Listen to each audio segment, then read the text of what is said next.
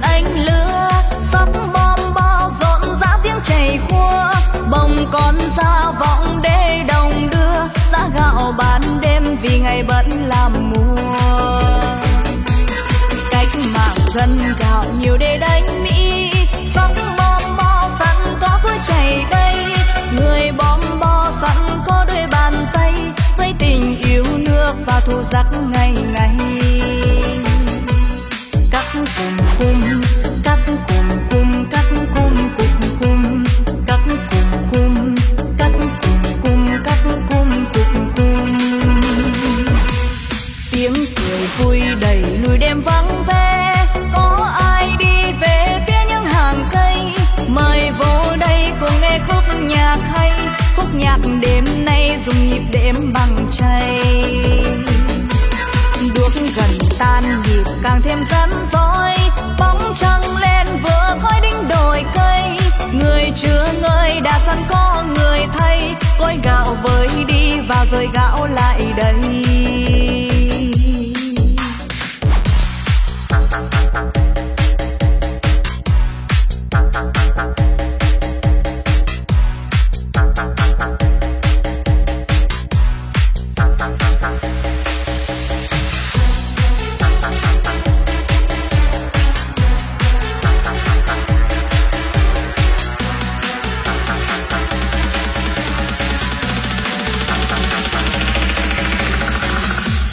Đuốc lộ ô bập bùng lên ánh lửa, sắc bom bao rộn rã tiếng chảy khua, bồng con ra vọng để đồng đưa, giá gạo bán đêm vì ngày vẫn làm mùa. Cách mạng gần gạo nhiều để đánh Mỹ, sắc bom bao sẵn có cuối chảy đây, người bom bo sẵn có đôi bàn tay, với tình yêu nước và thù giặc ngày ngày.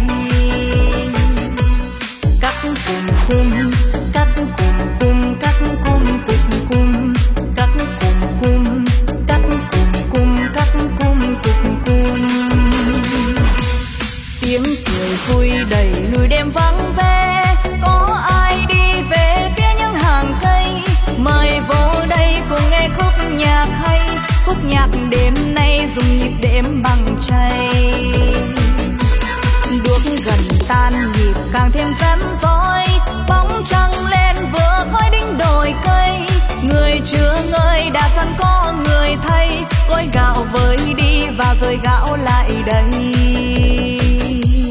Các cùng cung, các cùng cung, các cùng cung, các cùng cung, các cùng cung, các cùng cung. Tiếng cười vui đầy núi đêm vắng ve, có ai đi về phía những hàng cây, mời vô đây cùng nghe khúc nhạc hay, khúc nhạc đêm nay dùng nhịp đệm bằng chay. Đuốc gần tan nhịp càng thêm rắn rối, bóng trăng lên vừa khói đinh đồi cây, người chưa ngơi đã sẵn có người thay, gói gạo với đi vào rồi gạo